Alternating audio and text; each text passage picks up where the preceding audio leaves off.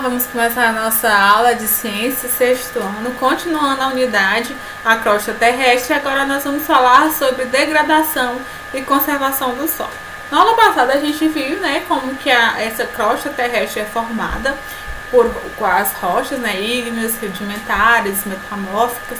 Vimos as ações, o intemperismo, que ocorre, físico, biológico e químico, que há ali justamente a fragmentação desse solo. E aí eu lhe pergunto, o que degrada o solo? A gente sabe que o solo é justamente essa fina camada, que ela pode demorar anos para ser feita, mas por alguns minutos você consegue destruir tudo que isso durou há milhões de anos para ser formados. Então, o que degrada o solo? A degradação ela pode ser por vários processos, como erosão, poluição, contaminação, compactação, impermeabilização, queimadas. Então, esses são fatores com que faz que o nosso solo se degrade, ou seja, que a gente tenha um solo que fique impróprio para que nós conseguimos utilizar ele, certo? Então, a gente tem a imagem de um solo degradado, pode ter sido por um intemperismo, pode ter sido por qualquer outro processo que possa vir a degradar o solo. Então a gente tem erosão. A erosão é um dos fatores primordiais aí para a degradação do solo. Ela é a perda de grãos minerais, material orgânico, causado principalmente pela ação dos ventos e da água. Temos a erosão hídrica, que é causada pela ação da água da chuva, da irrigação, dos rios e dos mares.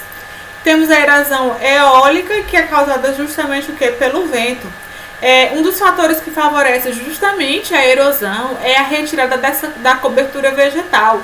O solo ele fica muito exposto e sua camada mais superficial, que é mais fértil, ela acaba sendo arrastado nesse processo de erosão. A erosão do solo ela pode fazer com que os materiais arrastados pelas águas se depositem nos leitos, nos córregos, nos lagos, nos rios, causando justamente o assoreamento, que a gente vai ver mais à frente. Então, um processo de erosão, ele vai levando a diversos outros fatores que provocam ali a degradação do solo, certo? A gente tem um processo nessa imagem, um processo de erosão hídrica, que é causado pela água das chuvas, como por exemplo. E aí vai causar o quê? Justamente um assoreamento, que é o acúmulo de terra, lixo e matéria orgânica no fundo de um rio. O fenômeno geralmente acontece quando o curso d'água não possui matas ciliares, como eu já falei anteriormente. Você tirar essa camada, essa cobertura vegetal do solo, você tirar essa mata ciliar, que é aquela que fica ali na borda do rio, se você tirando aquela camada vegetal, você vai provocar, sim, grande destruição no solo, você vai provocar degradação ao solo. E aí você provoca o assoreamento, que é justamente o acúmulo dessa terra, porque aí, como a gente não tem aquela cobertura vegetal para impedir, ou pelo menos fazer uma barreira com que haja esse acúmulo de areia e substrato ali no fundo dos rios, a gente vai provocar o quê? Justamente o assoreamento. Nós temos o processo de desertificação. O processo de desertificação é um fenômeno caracterizado pela transformação natural antrópica, pode ser um intemperismo causado por agentes físicos, químicos ou biológicos, ou pode ser também por ação antrópica, ação de quê? Do homem. Ação antrópica é a ação do homem, onde o homem vai lá e interfere diretamente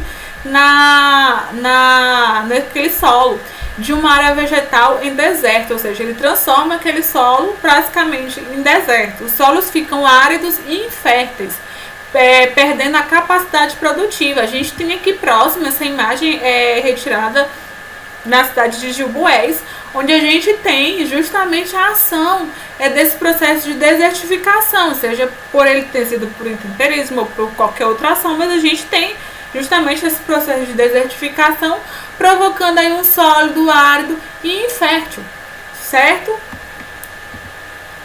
E aí nós temos também o processo de arenização, ou formação de bancos de areia. É o processo de retirada da cobertura vegetal em solos arenosos, em regiões de clima úmido, com regime de chuvas constantes. Essa cobertura, gente, cobertura vegetal é muito importante no nosso solo? Ela impede que as chuvas e os ventos atinjam o solo diretamente. Além disso, as raízes dessas plantas, elas fixam sobre o solo e abrem espaço para a entrada de água e de ar ali pelas raízes, tornando o solo mais poroso.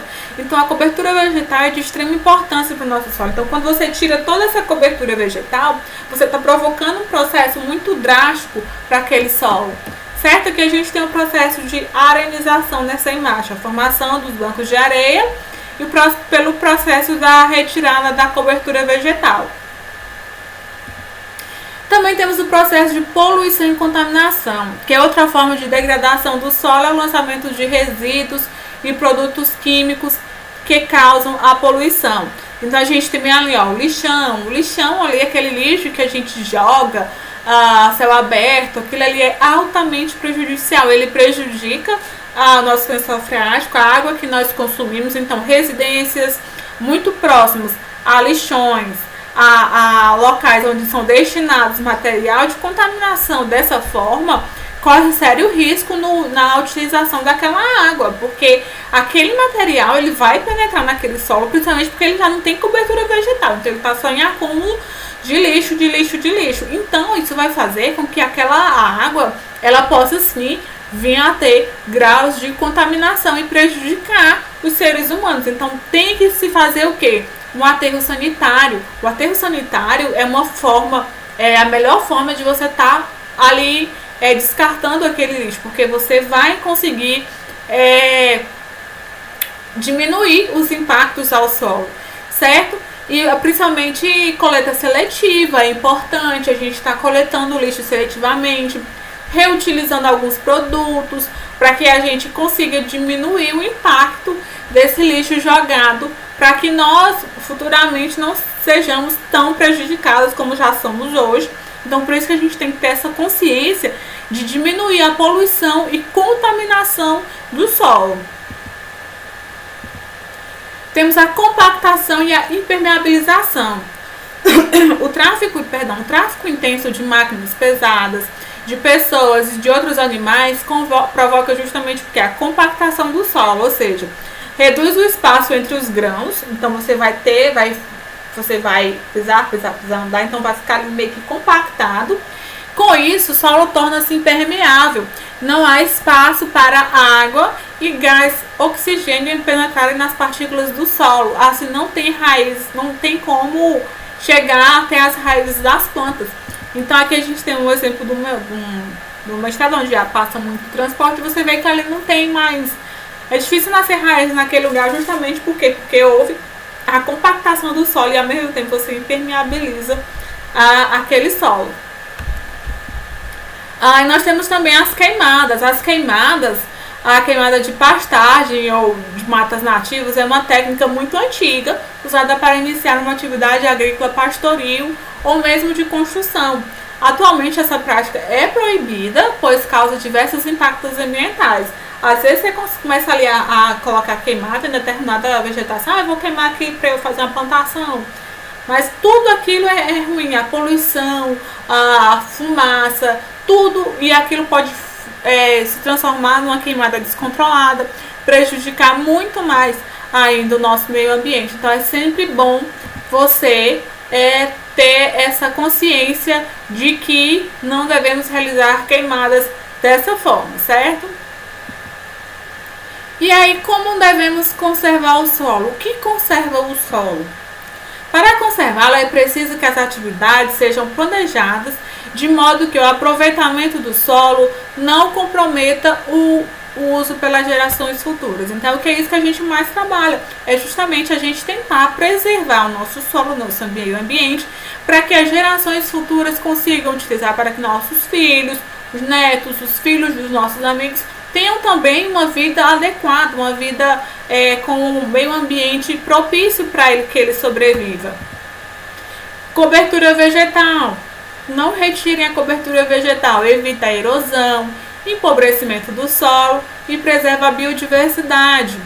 Mata ciliar, como eu já falei, a mata ciliar ela cresce nas margens dos corpos d'água e evita o assoreamento, como eu já falei anteriormente, e por isso é fundamental para os diversos seres vivos. Então a gente tem aqui uma imagem da mata ciliar, justamente ela vai evitar aquele deslizamento lá de areia para que haja o assoreamento. Então a mata ciliar é super importante, não pode se retirar a mata ciliar, ou seja, essa vegetação que fica ali às margens dos corpos d'água.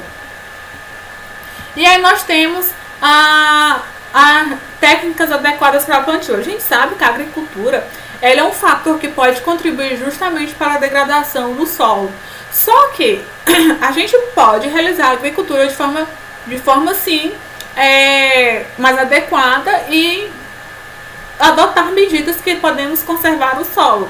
A agricultura, a gente sabe que ela degrada, mas a gente não pode viver sem agricultura, porque a gente precisa se alimentar, a gente vive da agricultura. A agricultura é que move a economia de um país inteiro. Então a gente precisa aliar a agricultura a métodos que façam com que ela degrade menos o meio ambiente, certo?